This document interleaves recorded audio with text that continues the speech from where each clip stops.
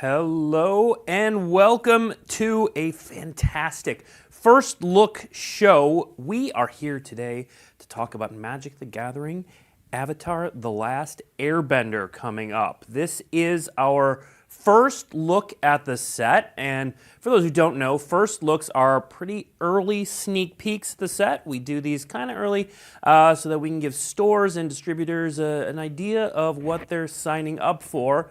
But as a bonus, you, the fan, get to learn a bit as well. And actually, it's going to be more than a bit today because we're showing off a number of cards today. In a moment, we're going to show you a really cool short video that's going to have a bunch of those cards in it. Don't worry about trying to pause or screen grab anything because we're going to come back and we're going to talk about it all with our two fantastic guests, Chris Mooney and Dylan Devaney. Welcome. Thank you for joining us. Excited to be here. Yeah. We work on things so far ahead in time. So for years, I've been waiting and waiting to finally get to talk about this set. And so, super excited to get into it. I'm asking a very obvious question based on what you're wearing, but were you a fan before you started working on this set? Just a little bit. I would say I would put Avatar as merely maybe my #1 TV show of all time. All right. I was a huge fan coming in. And really, this was a dream come true. I always tell the story of way back when I was a kid, way before, studying game design or, getting this job at Wizards. I would just make Magic cards for fun. And Avatar Magic cards were one of the things that I made as a kid. So really getting to do that for real as a job is like a total dream come true for me. I bet. All right. Well, we're going to come back and talk with Chris and Dylan in a moment. But before we do that, let's take our first look at Magic the Gathering and Avatar: The Last Airbender.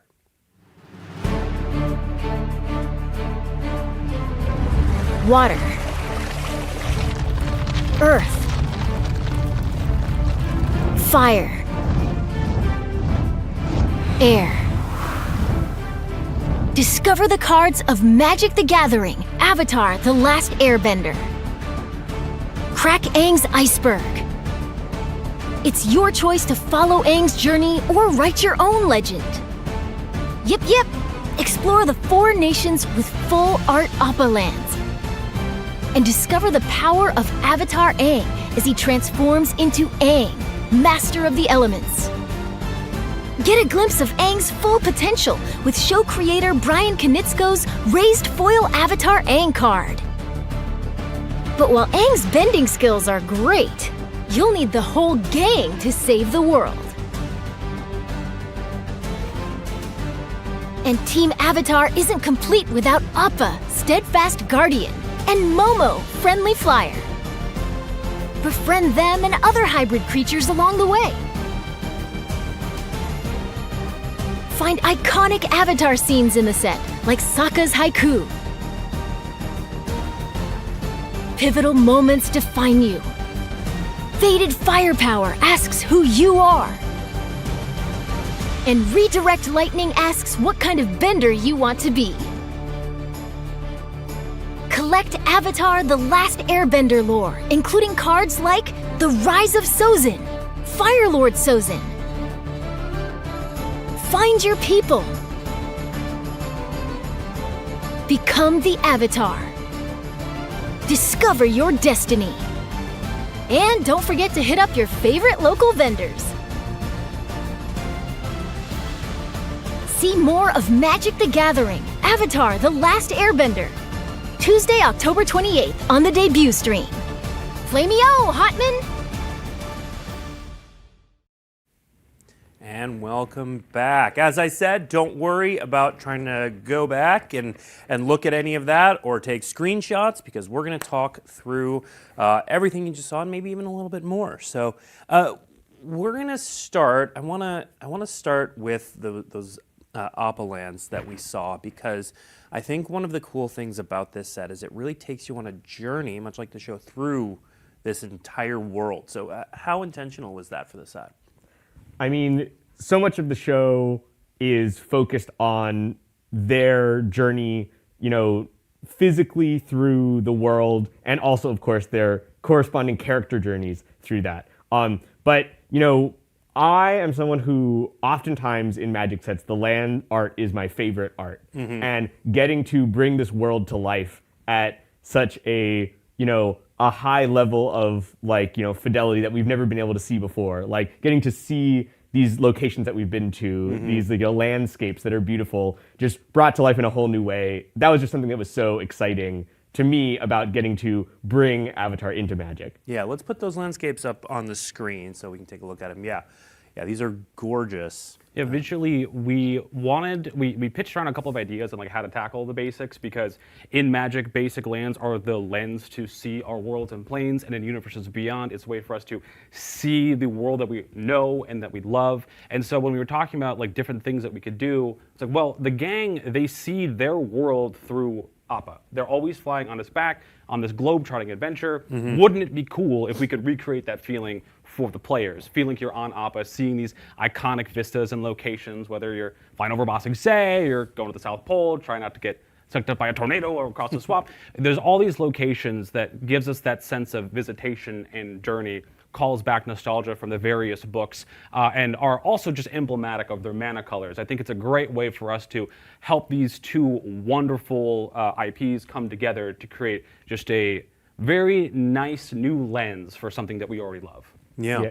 There are a lot of iconic elements from the show, but I think that just seeing Appa in the sky is perhaps one of the most iconic visual elements of the show. I mean, I realize now as I'm talking about it, literally my phone case that I have is a little Appa flying in the sky. So really, really iconic.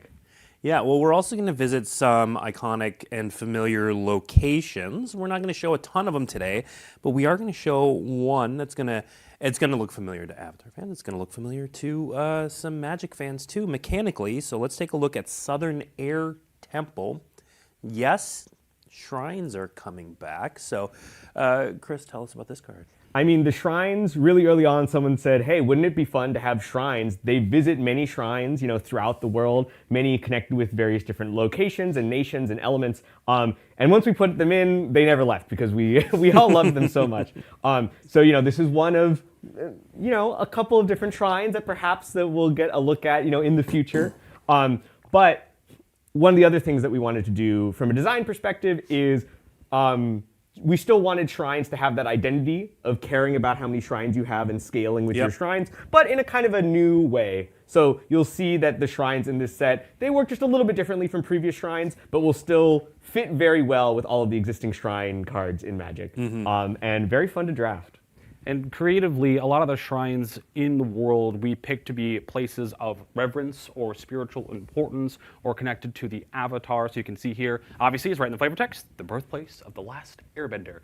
These shrines and inside the world of Avatar, the idea of being connected through spirit and through your previous generations and previous Avatar cycles is a point of reverence. And so we try to be very intentional about where we pick the shrines, what locations, what art we are going to do for them, so they kind of feel like that notion of reverence. And one thing, that we will see a lot of moving forward here, but we've got the air bending, watermark symbol here on this card, and we'll get a look at a good number of these elemental symbols as we go.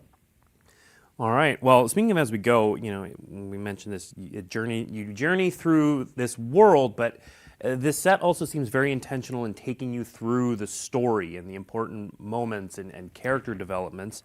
So, of course, everything started when this first piece of art occurred. But how much did you build in actual story moments and journeying through the story? It's a great and loaded question, which I really appreciate. Chris and I, super early on, were we can get every episode in. In fact, we can get multiple moments an episode in. You could fan out the box, and you should be able to watch the show. And we really tried to hit a lot of those beats, a lot of those character moments, a lot of those story moments, and not just the present day, but we have lore and history of events that set up the cycles. And so it was incredibly intentional. In fact, we would be watching episodes, yo, Chris, this is such a small moment. Do you think we can put it in?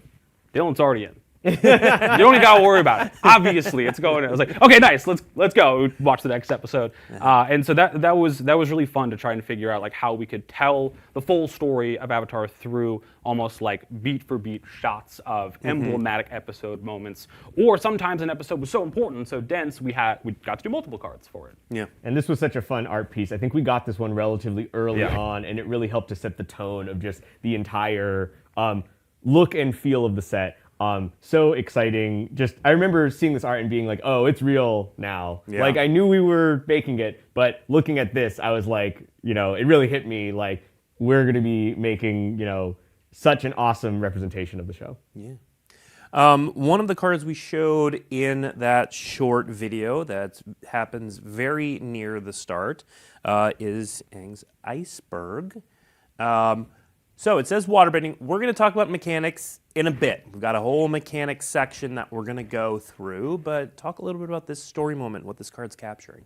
So, again, talking about iconic moments from the show, this is one that, is, again, one of the most iconic visuals of just Aang in the iceberg with Appa. It's from the first episode, which, gets shown off so much, when the show was coming out, like in all of the ads and the trailers and everything. But obviously, it's just an iconic moment and really important story moment as well.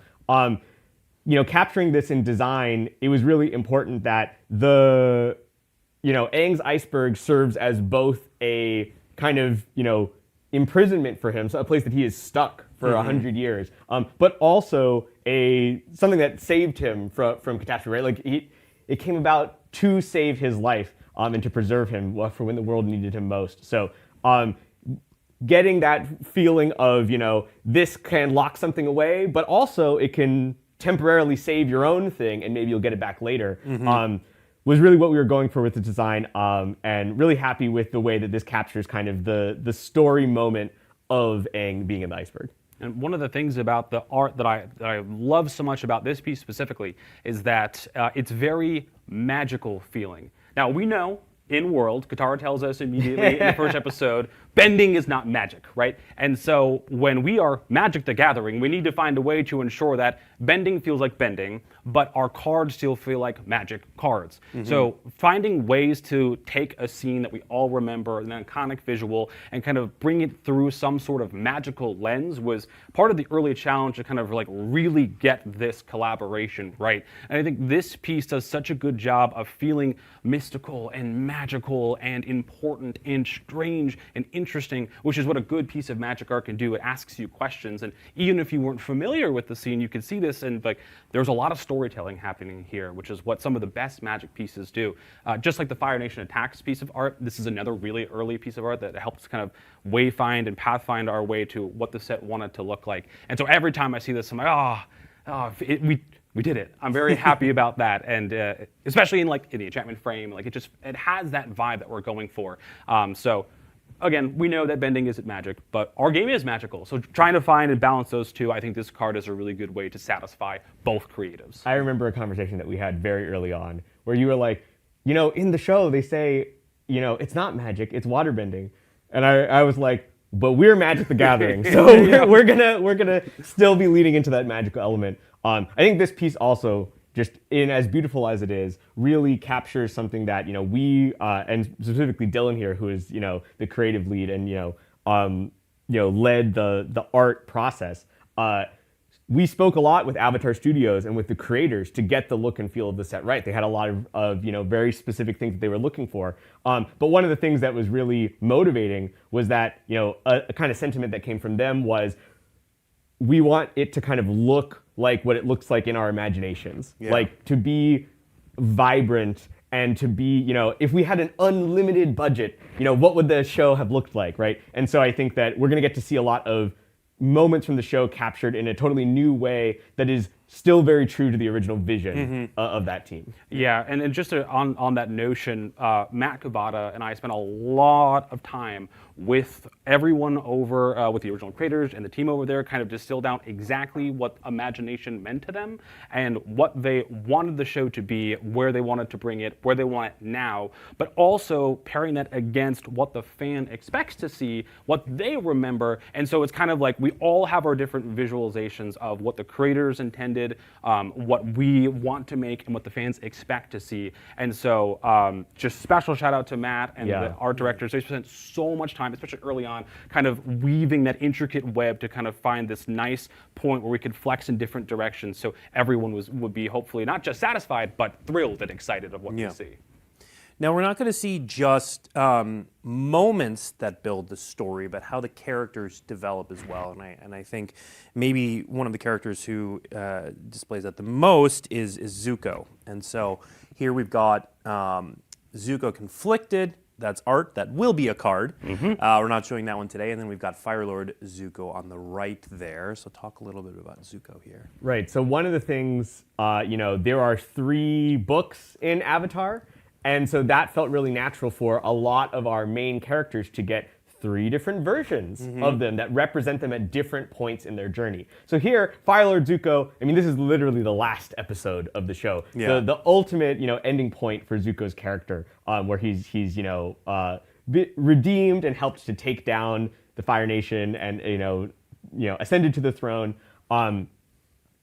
And we'll also see kind of with some other cards that we'll see later today, we will see that as we go through, characters also pick up additional colors. We're going to see kind of the 3-color version is oftentimes the final version of them in the story. Again, we'll talk a little bit about firebending in just a second here. But I really liked on the Zuko cards. In the game of Magic, the word exile means many things, but it means also something very special to Zuko himself. So we definitely leaned into that a little bit, with exiling being a kind of motif that we'll see on a couple of different Zuko-themed cards. Yeah. Next, we're going to show off a trio of cards that hit some of those, again, those smaller moments that you were talking about. But what I think I love most about these is just the care and the love that goes into these. Sokka's haiku is, once I realized what was going on, became my new favorite card in the set. But tell us a little bit about the flavor in these. I want you to talk about the haiku, but more importantly, I want to talk about the message that I got about the haiku. You were like, hey, me and the teammate came up with something really funny. Here's what it is. What do you think? And I was like, I don't need to hear anything else. This card is protected till the end. No feedback, no restrictions. This is perfect. We won't put any flavor text on it. It's just like the level of inside joke that this is for a card game, for the IP, for the fans, was just so excellent. So just genius work. I mean, Absolutely. for anyone who maybe isn't, fully caught up, I would recommend reading the text box out loud, and maybe that would help a little bit. But this was something where oftentimes during the development of Magic sets, we will come up with designs that make the design team laugh. And oftentimes maybe they're a little bit too silly and they maybe don't see the light of day. Yeah. But with Avatar, one of the things that people love about the show is the sense of humor and that kind of levity that it really brings to a, very also serious story. And so capturing this moment from an episode that is such full of like joy and, humor, and also just like, everyone, as soon as they read this card, they were like, this has to stay. Like, it can't get rid of it. And so thankfully, it was able to make it to the final, and yes, definitely one that is a lot of fun, not just for fans of the show, but also just for any poetry lovers out there. One other thing I'll note, and we'll talk a little bit about this again when we get to the mechanics section, but you can see that Sokka's haiku and Redirect Lightning are type lesson. Yeah. And this is something we added into the set really to get at one of the big themes of the show, which is all the characters do a lot of learning, both of specific techniques and forms of bending, but also, general life lessons. This is something that was like really key to getting the feeling of the show. And when we asked people, what do you expect to see in Avatar? That was one of the things that they would always bring up. So we'll see a couple different lessons, as well as a lot of cards, especially mentor characters that care about the lessons and really focus on that element of learning and teaching that is so important to the heart of the show. Yeah. Speaking of mentor characters, on Faded Firepower, we've got Iroh, Yeah. my boy. It's so difficult to be like, oh, my favorite character is this, because they're all my favorite. But like, Iroh has always been someone that like I always looked up to. Very young when I first watched the show, and he was always a character that I felt like was giving giving me guidance when I was trying to navigate, Yeah. my youth. And so it was great to find moments where we could spotlight characters, not just on their legendary creature cards, but really give them a moment where you in the show were like, whoa, just like, and this is that moment, right? Like we are like peak Iroh, super buff. He's been working out. He's got the Grand Lotus outfit on, and he's ready to do what it takes to, win the day. And just like getting the moment right before he unleashes this attack to me is so much more powerful than just like the attack that itself. Finding ways to encourage our artists to really go all in on a moment was incredibly easy, because if someone was familiar with the show, they're like, oh, I know exactly what I want to do, and they just ran with it. And if they weren't familiar with the show, there's a lot of like great anime tropes and a lot of like animation tropes that the show is really well loved for, that we were able to provide as reference, and like, oh, okay, I understand, like this is what's happening here in the scene. And so I thought Fated Firepower was always a great way to showcase the martial arts that's involved with bending styles. It's not just when we would do something in Magic the Gathering, if we wanted to show a big fireball, like let's have Chandra do a big fireball, and it's cool and magical and epic and awesome. But part of what makes bending so important is the care of the study that went into creating the martial arts and inspired by real-world martial arts to create what bending is. So I loved it when we were able to showcase the very specific natures, structures, pose, and positions of each bending style. And I think Fated Firepower does a really good job to communicate the strength of what's to come. Mm-hmm. And just want to call out that, Iroh is also my favorite character. Reminds me a lot of my own, Japanese grandfather, who has, both that like stern mentor, but also the caring nature and the sense of humor that is so important to Iroh. So that's always been a very special character to me. And we're not going to see an Iroh today, but. Stay tuned. Yeah, sure. Just in that art, and also in the flavor text of Redirect Lightning. Yeah, so Redirect Lightning represents something that whenever possible, Chris and I tried to do when we had a lesson card that was about something being carried through. We tried to put flavor text that was representative of the lesson being learned. So in Redirect Lightning, this is the moment where Zuko is redirecting the bolt that Ozai shoots at him, and he successfully redirects it back at him. It's very cathartic, very defiant moment.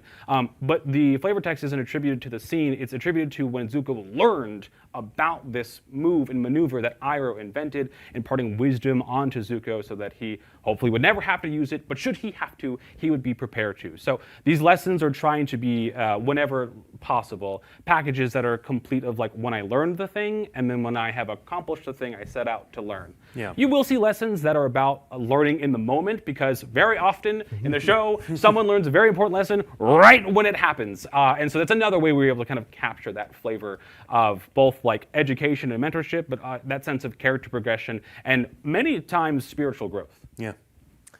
Now, we can't talk about the stories of the show without having sagas. So, of course, we've got sagas in this set. And here is our first one that we showed off during the video. We've got The Rise of Sozin. Who is Sozin? What's going on here? Yeah, so one of the things that both us and Avatar Studios was really keen on was tying into some of the characters that exist, within the history of the world of Avatar, even if they maybe weren't, alive during the time period of the show. And one of the ways that we decided to capture that was with these sagas that flip into creatures. If you played Neo Kamigawa, you might remember these cards. But essentially, there are a number of these sagas that tell the history of the world or tell something important from the past. And then when you get to the end of the saga, that character from history actually shows up, and is manifested in your game of Magic. Sozin is the one that's being featured here, and of course, Sozin was the one who started the 100 Years' War by, launching an attack on the Air Nations that extended all the way through until Aang, came to save the world at the end. You can see here that starts with a lot of destruction, and then you're going to search and try to find the Avatar, which is the only thing that could potentially stop Sozin. But these cards, really fun way to get these larger-than-life legendary characters from the past into the game while still feeling like they are, coherent with what's going on. Like we didn't want to necessarily just make creature cards of them, which would work, but this was a cooler way to say like, hey, this is a person from history that you're seeing show up here. And also because in the story of Avatar, the gang is constantly learning about these almost larger-than-life mythical historical characters. So just kind of what Chris was saying, for a while we had some legends in the file that was just like, yeah, these are good versions of these characters. But the saga, the DFC saga treatment really just brings them into that lore and that mythical moment. And so many episodes are about discovering what happened. I mean, there's a whole episode to like this, just trying to figure out what happened, who Sozin was, his relationship with Roku, and it's the Kickstarter to much of the exposition that creates the present day events of the series. But all the other sagas are trying to accomplish that same thing. It's like that either what that character or what that story was most known for, or what Aang and the team discover about them. And then when we get to the character side, it is what they are most known for, or encapsulating very specifically maybe an event that everyone always talks about. We're only going to talk about Sozin today, but I'm just going to say the green one is my favorite. I can't wait to talk about that in the future. We will get there. Okay, and then before we move on to talking about some of the better-known characters from this set, of course, Sozin has a comment. We just have the art today. This is obviously a big moment in the series. We'll see this card beautiful later on. We talk about mood. This is something that really, this is a mood. This is a mood, and when we talk about the different books, the tone progressively across the series goes from like goofy, lighthearted whimsy to eventually confronting, your destiny, and it gets darker and darker and darker. And just like, this is just such a encapsulation of the finale, right? Yeah. All right, let's move on to our cast of characters. Let's start with one card that we showed off much earlier. We've got Avatar Aang, Master of the Elements. And I know when we first showed this card off, there were a lot of questions. What is waterbending, earthbending, firebending, and airbending? We are going to talk about that in a little bit. We keep saying that, but we are going to. Yes, today you will learn. You will learn all 4 elements. But talk a little bit about this card, in brief. People have seen this one before, generally speaking. Right. Well, this is a card that we spent a lot of time on to get right. We really wanted to, essentially, when we were trying to figure out, what does the ultimate Aang do, we spent a lot of time, came up with a lot of different things, but eventually the caring about mastering all 4 elements was not only the most fun sentence I've ever written on a Magic card, but also really sent you on a very fun, deck building quest, especially in Commander of, hey, like, can I get all these things to happen, and can I flip this over? And that really was such a fun quest to send players on because it felt so resonant and true to the show. The idea of, if I want to unlock the potential of the Avatar, I am going to have to find and master all 4 elements, and then I get an amazing, powerful reward. So this is a card we spent a lot of time on, and as we'll talk about in a second, the extremely exciting art treatment that we have for this card makes it one of the coolest cards in the set for sure. Yeah. And just a bit on the art is it was very delightful to have my work pretty much cut out for me of like, when do we show these? Like, well, he goes into his Avatar state usually around the finale of the coolest fight of that book. So we know exactly when we want to align the creative for the mechanics. Like, the conversation was very easy to have. Avatar Aang is the moment right before where he's confronting Ozai. We have all 4 elements in the piece. And then obviously, of course, the backside has to be like the sickest visual ever.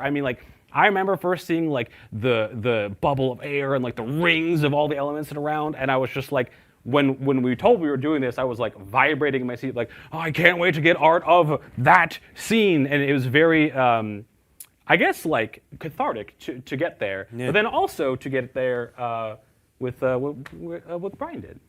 The one last thing before we go see that amazing art is that a lot of people have asked, like, hey, this Aang has the firebending symbol on him. Well, just saying, there might be other Aangs in the set, and those Aangs might have different elemental focuses. So, get ready, get excited to see what the other Aangs might do. Well, we do have one piece of art from another Aang. This is Aang, the Last Airbender. And going back to mood, this is so like the pilot. This is so the first episode. This is so book one Aang, right? We just saw him at his height of power and how serious and fierce he looks, and then his ascension of the Avatar state. But here's that lovable goofball. Here is the Airbender with Momo, just not a care in the world, soaring through the sky. And I love that we get to have both, and it just shows what a great character Aang is, what a great character every single character in the show really is, because they have so much depth and so much growth. So being able to compare Aang, Last Airbender to Avatar Aang is just a really nice way to see his progression from episode 1 to the final episode. Yeah. All right, next let's take a look at Toph, the first metal bender. So yeah, I guess it would become redundant to say, this is one of people's favorite characters, because I think almost every character is, people. It's one of the things that people love about the show. I think we're going to be showing off a lot of someone's favorite characters. Hopefully. But Toph, again, we really try to capture the various different elements of the characters throughout their journey. And Toph sort of reaching her, pinnacle in the show as inventing metal bending, this whole new style of bending that really is a fundamental shift in the way that the world works. We really wanted to capture that by making a card that had a very funky line of text that really gets your brain working and thinking. That is a funky line of text, right. Yeah. Just turning your artifacts into lands and thinking about the way that now makes them interact with all sorts of cards differently. Obviously, something as simple as landfall comes to mind immediately, but when we were playing and building with and testing this card, we found so many strange, bizarro interactions, which to me really captured that feeling of Toph breaking the mold, of saying when I am here, the rules of the world are completely different because I have invented something brand new that is going to totally change the way that you think about how the world works, and in this case, how the game works. So this is a card that we had a lot of fun coming up with very strange, cool, awesome things to do with this line of text.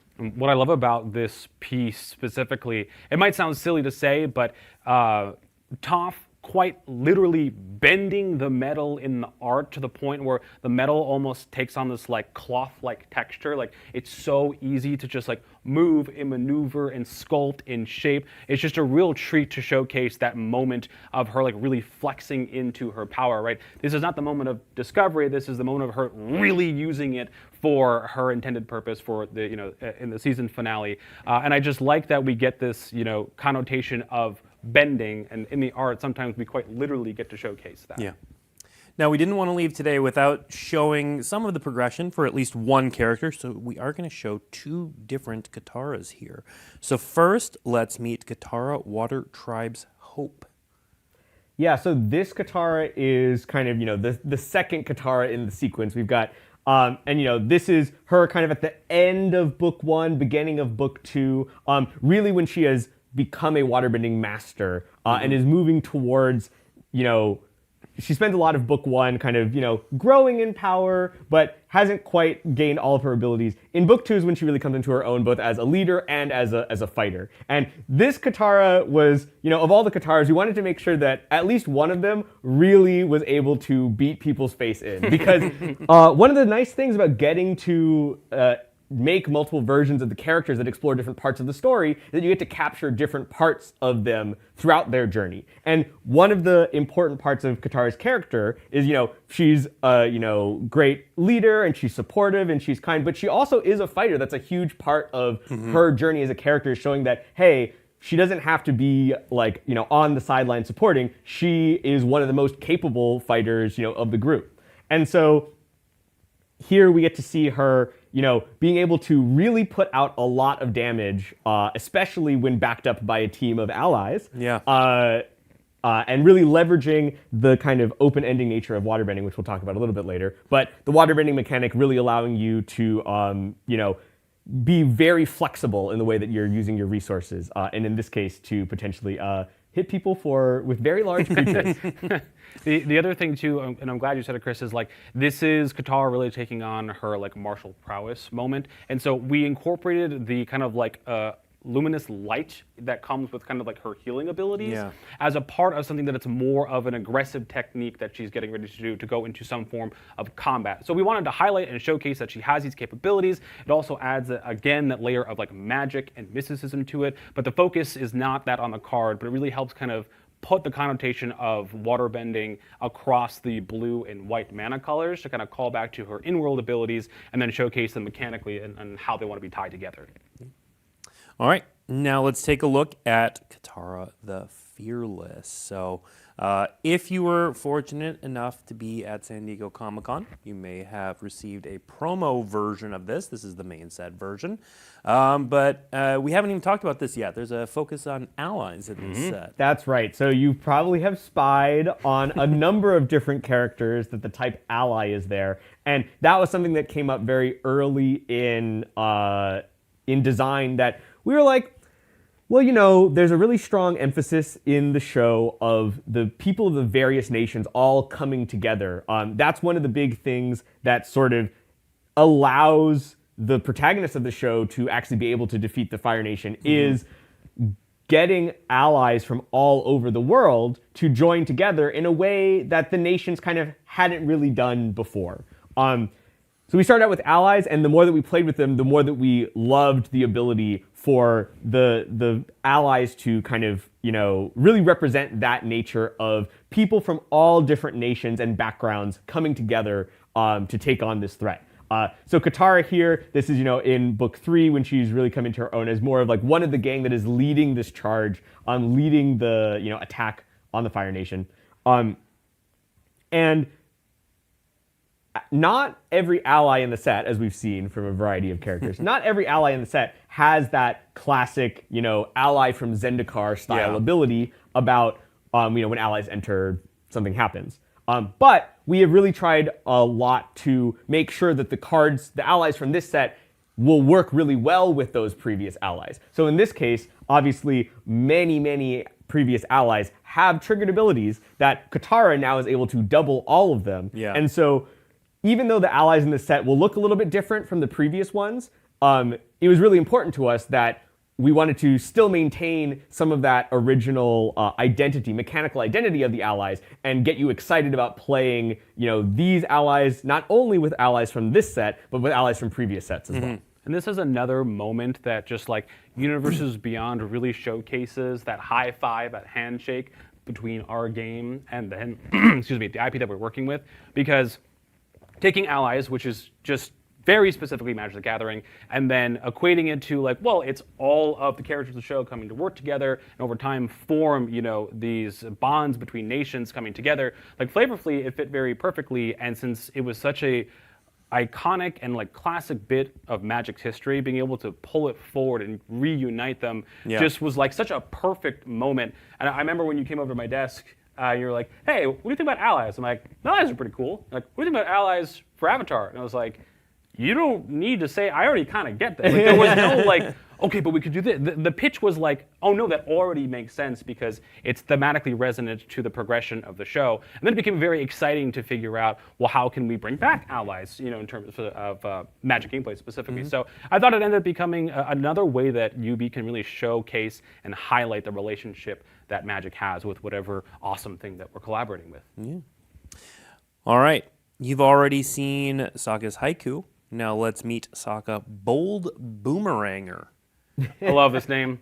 And this flavor text, is, you know, this lives in my head. Like how Sokka sees himself, I'm just a guy with a boomerang, is like, it's said in a variety of different tones and ways, and it's reflective of how he feels about himself. But also it's just like, the ingenuity behind Sokka, when we were kind of talking about like his mana alignment, you know, blue-red, it's a great conversation to have about Sokka and his progression. But there's just something fun about having a Sokka card that is just fun to say, like bold boomerangers, fun to say. The quote is fun to say, and the card is just fun to play with. And it brings that spirit that Sokka brings. He's fun.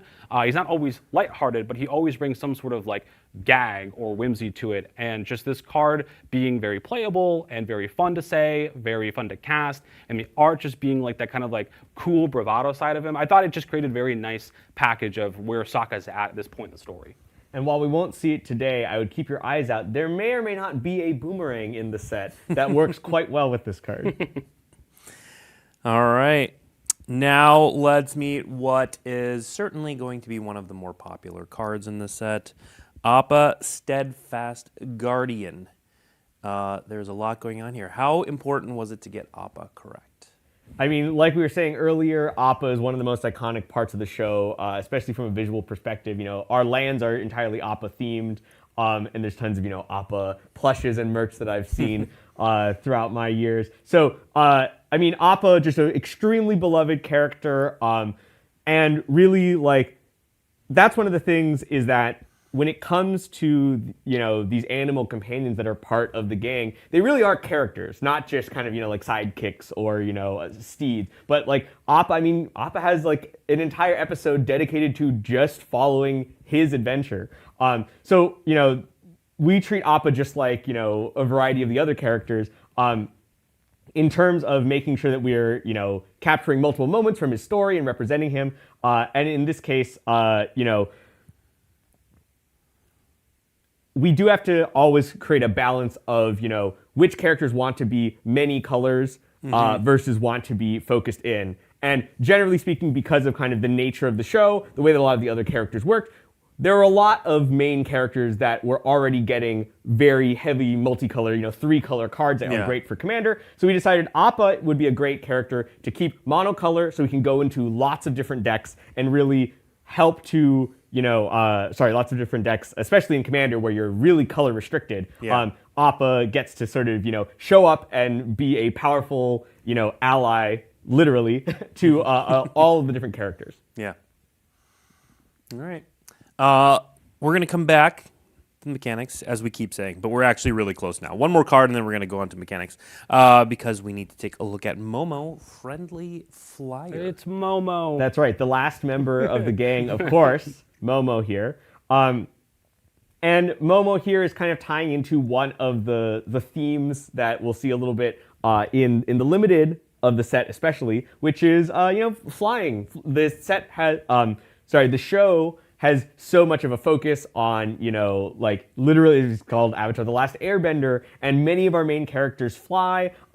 And so flying is definitely one of the themes that, you know, it's a classic Magic mechanic. It's super resonant for a lot of the characters. And so Momo here is one of our cards that is really focused on that, you know, joy and experience of you know, being in the air, which is again one of the important things that is, you know, built into the identity of the show. But on top of that, I think also just, to me, it really helps when you see characters that you know from you know, a show like Avatar, when they are brought into Magic, kind of communicating things like, to me, it was really important that Momo was a really small, cheap flyer, and that he was, you know, powerful at supporting, you know, the other characters, because to me that is what Momo's role in the show is. He's very small, very nimble and agile, and, you know, he's not packing the biggest punch, and so I think that one of the really cool things that we get to do with Universes Beyond is trying to slot characters into their role in the game of Magic, similar to what their role in the you know, show that they're coming from is. Yeah. And also there's the old adage of the show of, where's Momo? I like to think that in this art piece specifically, this is probably the one time he's not off causing trouble, stealing something, getting into someone's food, where he's just making some friends with some other friendly flyers. All right. Now, as we've been saying, we're going to move on to the mechanics. So most of the time at first look, we don't talk about mechanics. It's a little early. You don't have the full context of the set. But as we were looking at the set, we can't talk about the set without talking about what the bending mechanics And I mean, are. you know, we've just seen so many characters, and so many of them use the bending mechanics, so it's really hard to not talk about them. Exactly. So we are going to talk about them. We're going to start with airbending. So let's go back to Appa. Appa's going to highlight airbending here. So tell us about airbending, Chris. Yeah, so airbending is a mechanic. So you airbend a permanent, and that means that you exile that permanent. And as long as it's exiled, its owner can cast it for 2 mana rather than its mana cost. So that's not additional, that's instead of. So, if you airbend a 1-drop, it costs 2 to bring back. But if you airbend a 6-drop, it also costs 2 to bring back. Yeah. And that's one of the things that when we were working on the bending mechanics, I mean, that's really the heart of the set from a mechanical standpoint is, hey, this is the unique element of this show. It's the thing that obviously everyone is going to be excited to see. And we wanted to make sure that we were getting all of the mechanics really correct. And one of the big things about bending in Avatar, the thing that makes it so exciting, as a magic system and as like a power system, is how flexible all of the bending mechanics are. One of the joys of watching the show is that you're constantly getting to see new inventive uses of the bending that you might not have thought of before, or maybe even the characters haven't thought of before. And so it was really important for us to capture that in our bending mechanics. So for airbending, for example, airbending can be used kind of to delay your opponent by getting their stuff off the board. And it's going to cost 2 to bring back. That's not that expensive, so they could probably replay it in the next turn, but maybe just getting rid of it temporarily is going to be useful for you. And that felt very airbending to us, the idea of, hey, like, we're not necessarily hurting you or getting rid of you forever, we're just going to like temporarily disable you. But sometimes you want to airbend your own stuff, because again, if you airbend a 6-drop, it only costs 2 to bring back, and you can get a huge ETB over and over again, potentially using airbending. So that kind of dual use and kind of figuring out when you want to airbend what was something that was really compelling to us. This mechanic especially, came straight from Mark Gottlieb, who had never seen the show before. But we were sitting around trying to think of what airbending we were doing. We came up with a bunch of different ideas, but none of them were quite working. And Gottlieb was like, can someone explain to me what airbending does? And we explained it to him, and he was like, what about this? And that went straight into the file, and it stuck the whole time. As soon as we played with it, we were like, this is gold. So shout out to Mark Gottlieb for inventing airbending. But so we will see not only, like Appa here, and also, plays well with Zuko that we saw earlier, caring about exiled cards. There is a little bit of a theme about blinking your own things and bringing them back, because airbending is one way to do that. Okay. All right, now let's talk about waterbending. So we're going to bring back up Katara Water Tribe's Hope. That Waterbend X there. What's going on here? So waterbending is a type of cost. This one is X, but we've seen on previous cards, like Aang's Iceberg, like oftentimes it will just be a number. And that cost, you can just pay it with mana, as you normally would. But waterbending also gives you the option to pay by tapping your creatures or your artifacts. So it gives you a lot of flexibility in the way that you're paying the cost, which was really the key word for us with waterbending. We did spend some time looking at kind of classically water-themed mechanics. But turns out, tapping and stunning all of your opponent's creatures every turn, or bouncing all of their stuff, those things weren't really they weren't very fun, frankly, but they also weren't capturing what we felt was more at the core of waterbending, which was the idea of being very flexible and being able to change your approach to different situations. And so with waterbending, if you've got a lot of mana, great, you can just pay the mana cost. But if you have a lot of tokens in play, especially if you've got creature tokens or clue tokens, you're going to be able to tap your various permanents to pay these costs, and that gives you a lot more flexibility with the way that your turns play out. Like maybe one turn you'll activate it using mana, and the next turn you'll tap your creatures and use your mana to cast a different spell. And so really, you'll see, in the variety of waterbending cards that we see over time, that waterbending is used in a large number of different ways to get different types of outputs. And so you have a lot of flexibility in both the input and the output of your waterbending cards. Okay. And I'll just say I had one specific play test when we were playing this for the first time, and just the sheer notion of like tapping down my board and then going straight into my upkeep to untap everything. Like, it was just like a push and pull of literally like my hands waterbending my permanents up and down. And that was like a very small moment for me, was like, even beyond like creative and mechanical flavor, the sheer act of physically with my cards, like I got the notion of what it was going for. And it was a very, very tiny thing that gave me so much joy. Highly encourage you at pre-release to really go over, if you're playing waterbending cards, like really dramatically move your hands back and forth when you tap and untap. You'll really feel it. All right, next, let's learn about earthbending.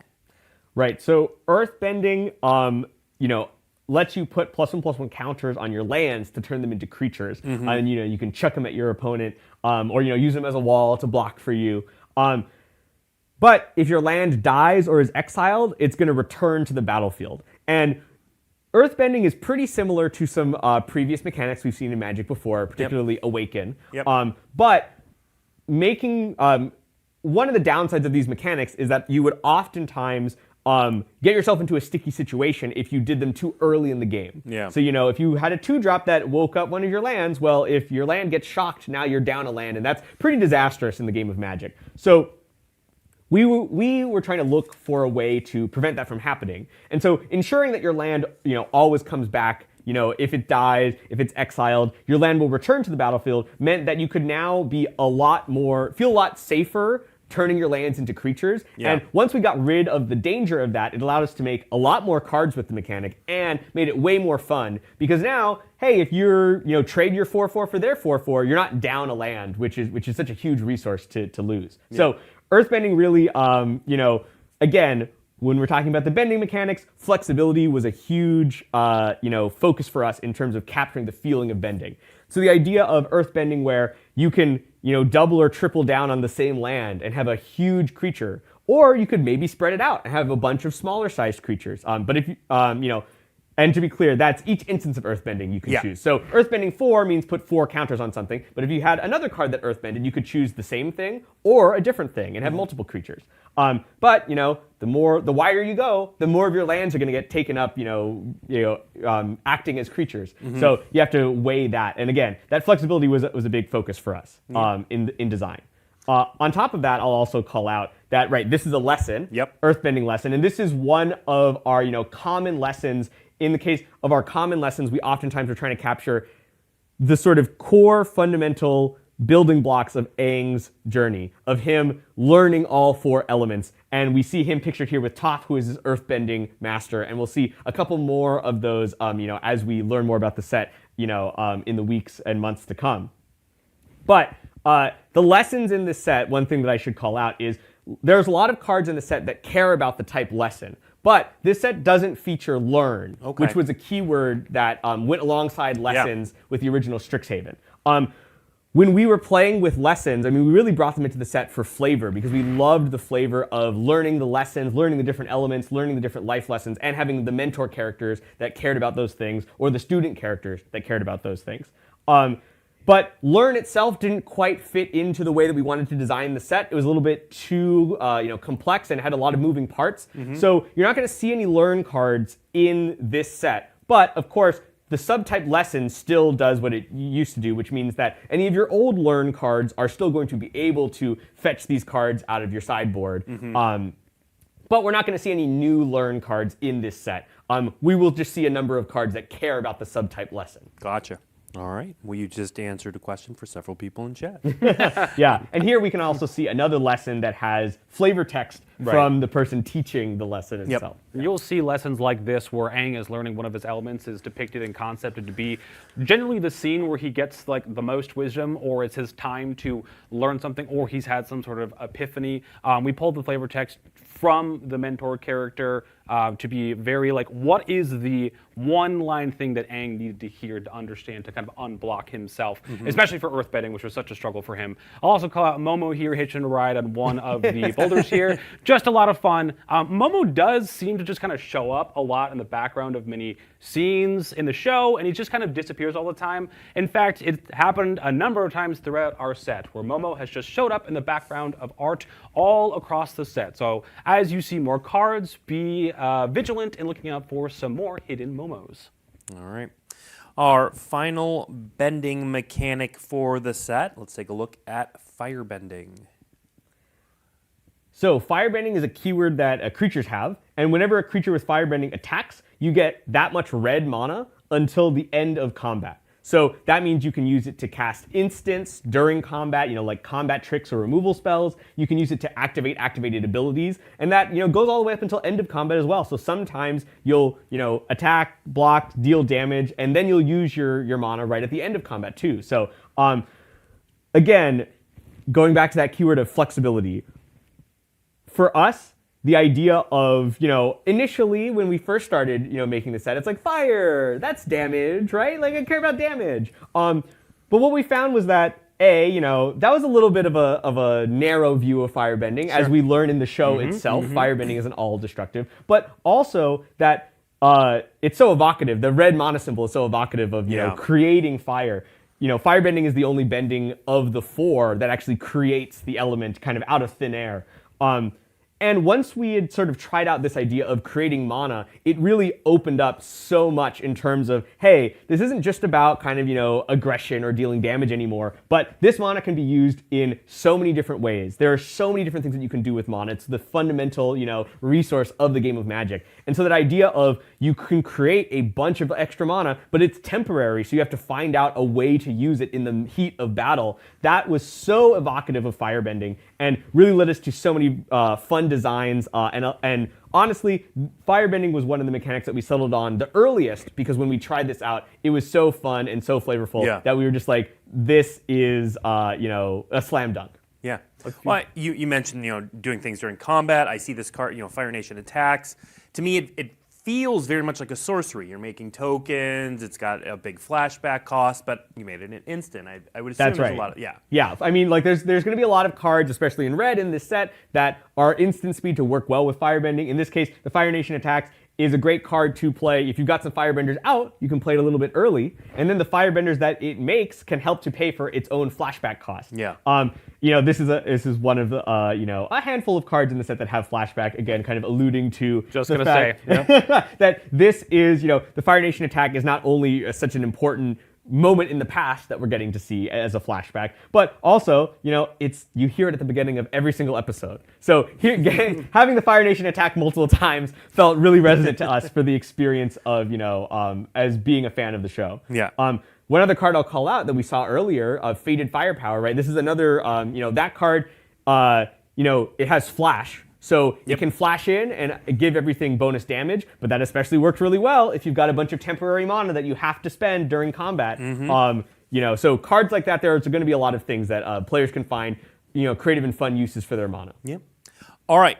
Typically, this show ends at 11 o'clock. We try to be an hour. We're going to go a little bit over today because we have 4 minutes until then, and we still have. He's laughing. I warned. They're laughing because they know how much is left.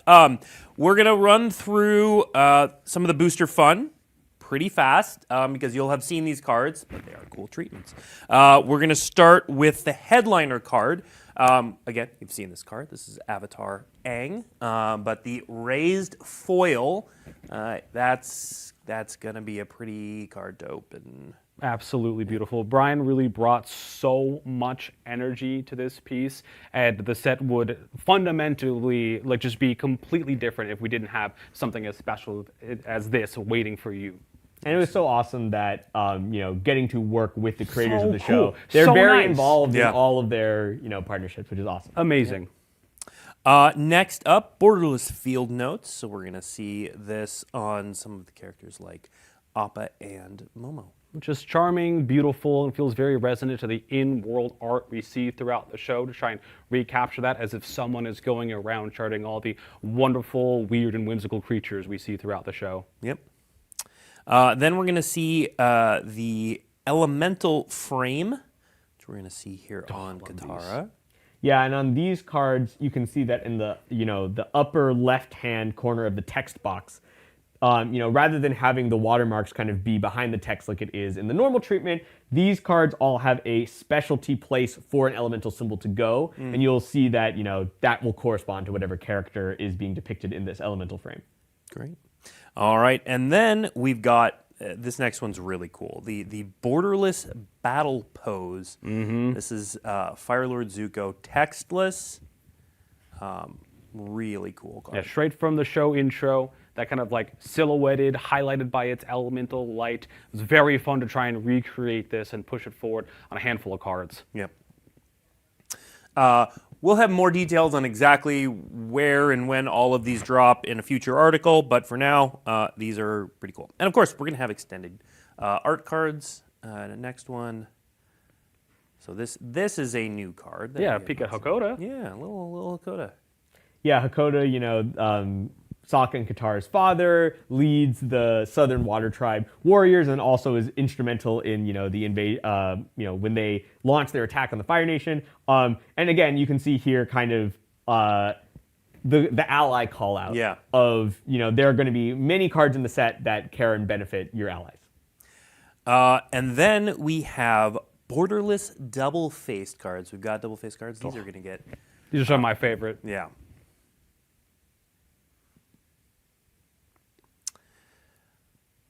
All right, and we're not done showing off new cards yet. So, we jumped to it. All right, so borderless source material. Yep. These are going to be reprints using source material art. People who were around for Final Fantasy, which wasn't that long ago. So probably most of you are going to be familiar with the source material treatment. This one's going to be a little different. Chris, you were saying the drop rate's a little different. That's right.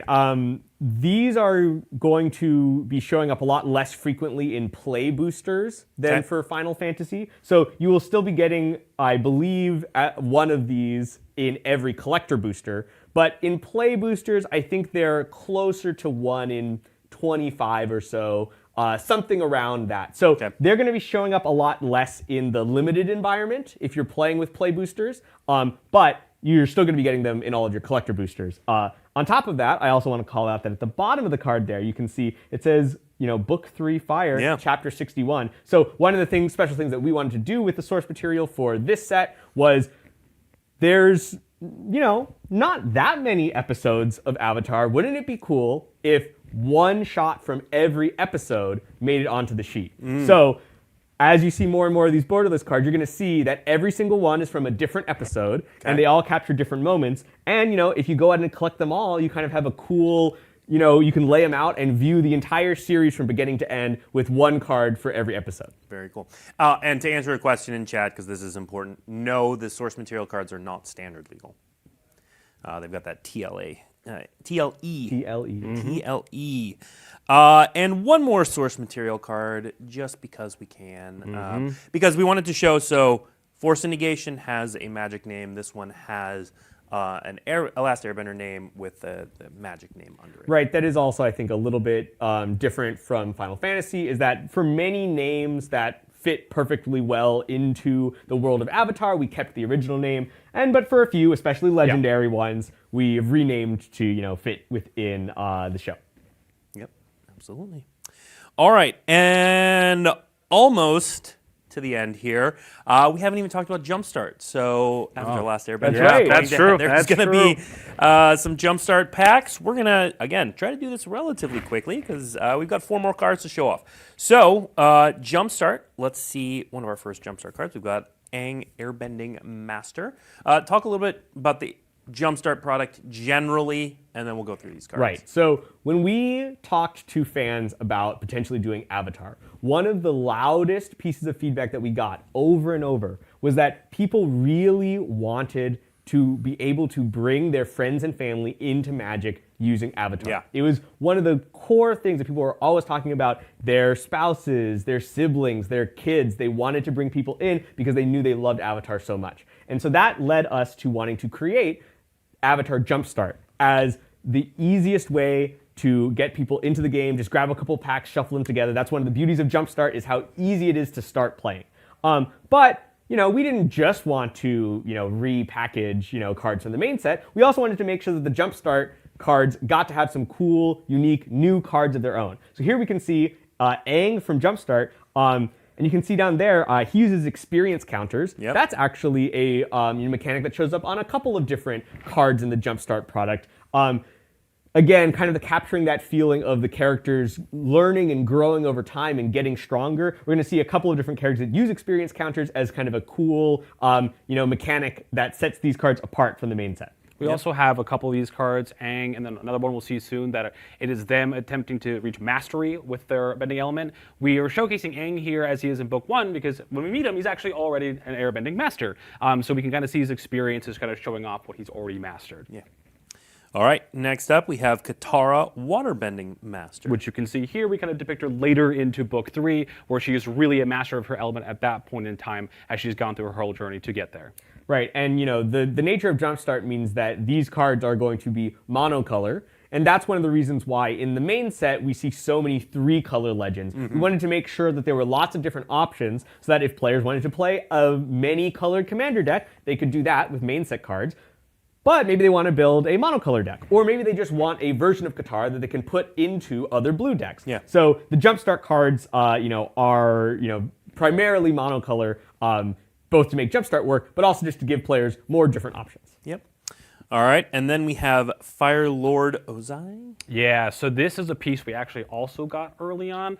Now, normally when we concept legendary creature cards, we don't put them so far away from the frame, or it's difficult to see them. But this version of Ozai is the looming villain throughout Book 1 and the first half of Book 2, where we don't know much about him. We just know he's the threat that is coming and everything is building towards. So when we wanted to create this piece, it was very important to me that we captured almost like the idea of Ozai versus Ozai himself. So he is too good for us, so we sit way far back in the frame. We see more of his troops and the palace itself and the fire, that what he represents versus the man that he is. And I know we're trying to wrap up, but just really quick, I do want to call out something that's kind of obvious if you've been looking at the cards, but just to say it explicitly, right? Not every single character that is a firebender, for example, has the firebending mechanic. Sure. Many do, but we also have other cards that just work well with firebending. Just to make, it got a little repetitive if every single character had exactly the same ability. And here we can see Fire Lord Ozai as an example of a card that doesn't have exactly firebending, but has abilities that clearly play well and tie into firebending as a theme.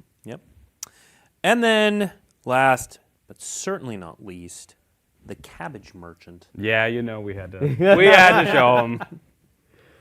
Fan favorite. And the Cabbage Merchant, here I want to call out just as an example of this Jumpstart product has a lot of fun packet themes. Yep. A full team of designers that were all Avatar fans worked to make sure that it wasn't just, green packet number 3, but it was, no, let's make a Cabbage Merchant packet that has food tokens and is all themed around the cabbages. And there'll be a couple of more kind of, the packets are themed around various different characters or various different themes or places in the world. And that is something that was really important to make sure that Jumpstart had its own identity and was delivering on things that were going to delight fans of the show, even beyond things that we could fit into the main set. And also, we needed to show him in a moment of serenity and peace and kindness. But if you look at the top right of the art, there is a sled about to careen into his beloved cart. So that moment won't last for long. Yeah, we might be seeing more of the Cabbage Merchant on some other art pieces, and he isn't always this happy.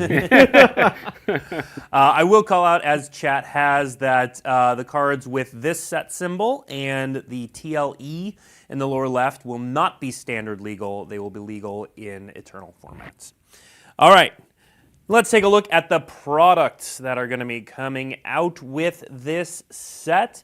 We've got play boosters, collector boosters. There's those Jumpstart boosters in the upper right. There's a bundle in the lower left. And then, Chris, what's going on with the pre-release packs there? Yeah, so for this pre-release, we've decided to lean into the theming, and it will be a seeded pre-release where when you show up, you get to pick one of these 5 characters, and your box is going to have a special booster pack that is entirely that character's color and always has that character in it. So if you bring your friend who loves Toph, if they pick the Toph box, they are for sure going to get a version of Toph in that box. Very cool. One of the things, especially, is people always ask me, they're like, there's 4 elements, but there's 5 colors. What's the 5th one going to be? So for pre-release, for example, they were like, okay, there's, what's the black box going to be? And I was like, the black box is Azula. And as soon as I say that, everyone's like, Yep. Of course. No further question. Chat was already talking about that. Yeah, Yep. that's perfect. So yeah, these are your 5 pre-release options, and you'll get that character guaranteed. Perfect. All right, we only went 8 minutes over, but thank you for sticking with us.